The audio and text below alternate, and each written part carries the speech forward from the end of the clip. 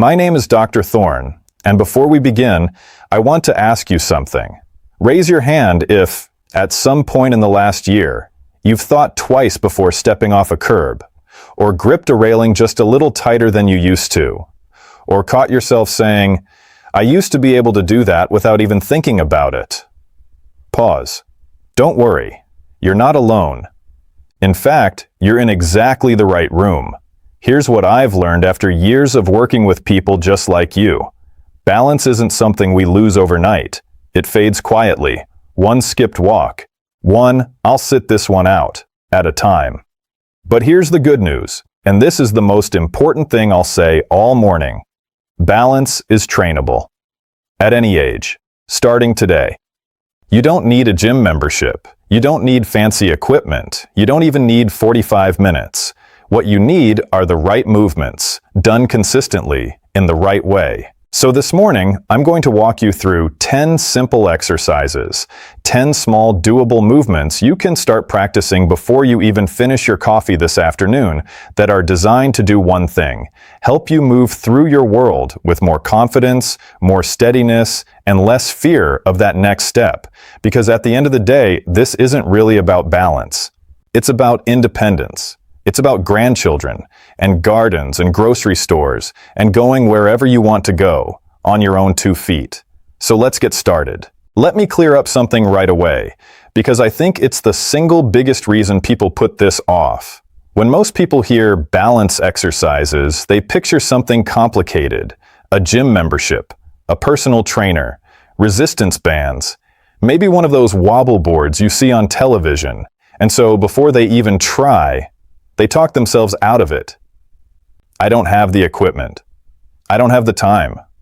I'm not the gym type. I understand that hesitation completely, but I want you to release it right now, because none of that is necessary here. What you actually need fits in the space between your kitchen counter and your favorite chair. You need the wall beside your bed. You need the 10 seconds it takes to stand up from a seated position. You need the width of a hallway. That's it.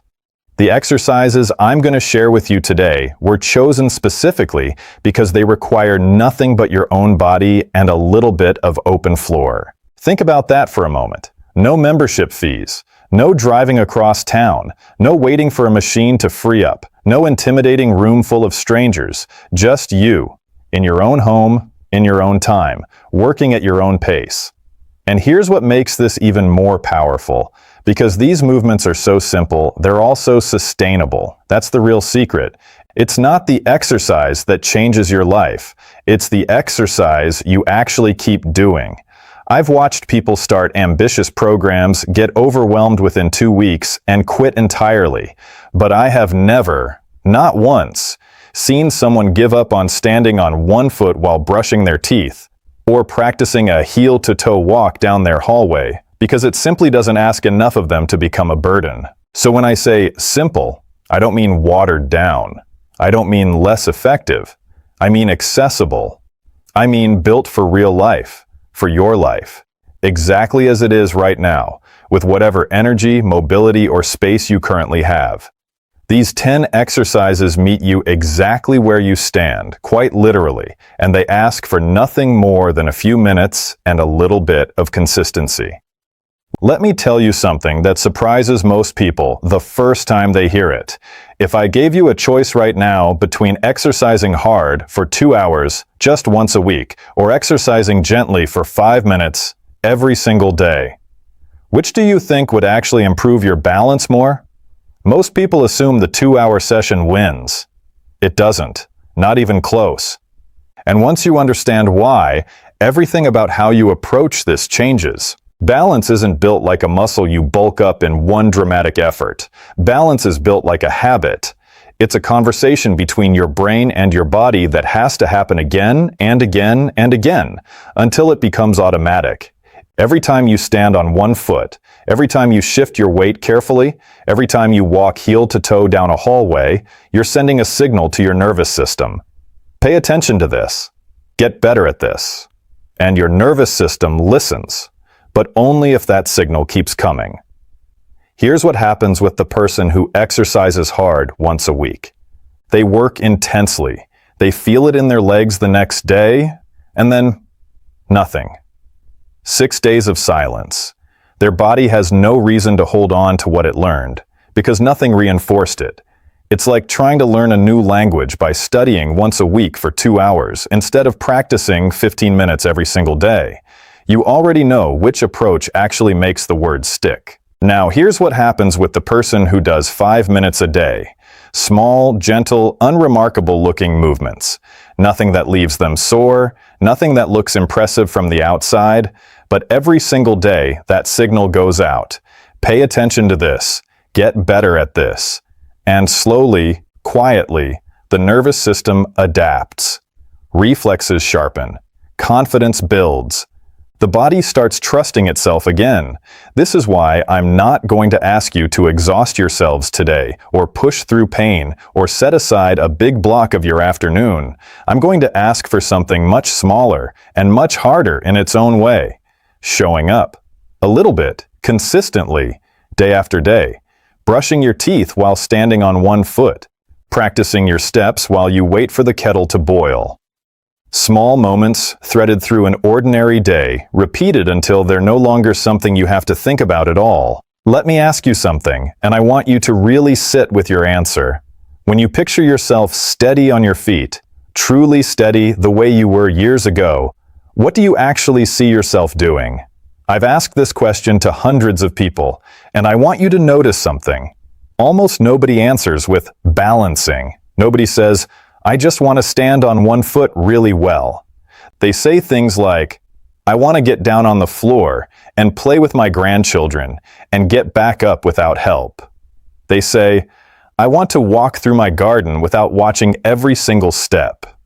They say, I want to go to the grocery store, take my time, and not worry about a wet floor or an uneven curb.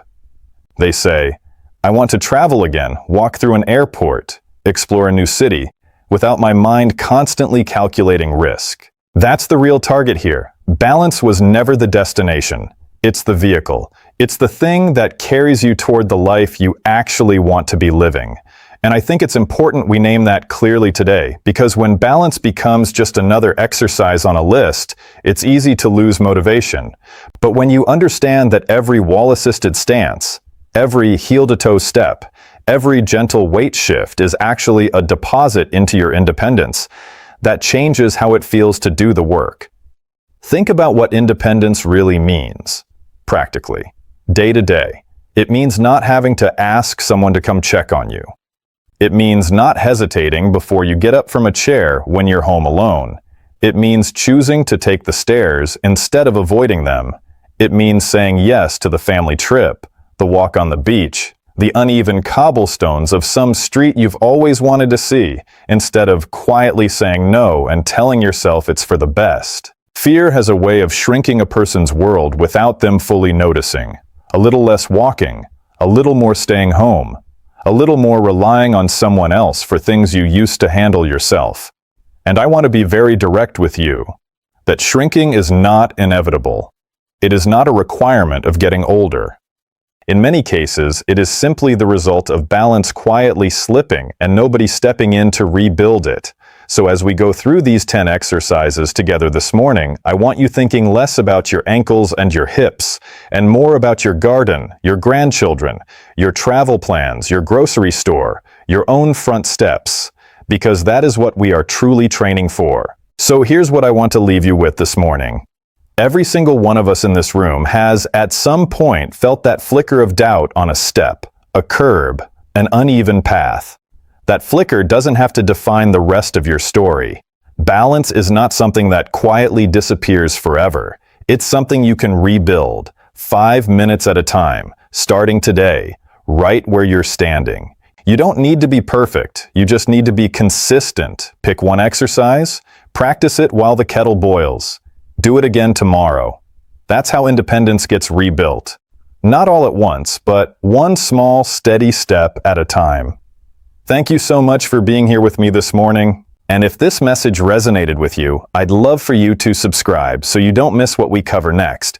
And please drop a comment below and tell me which exercise you're going to try first. I read every single one,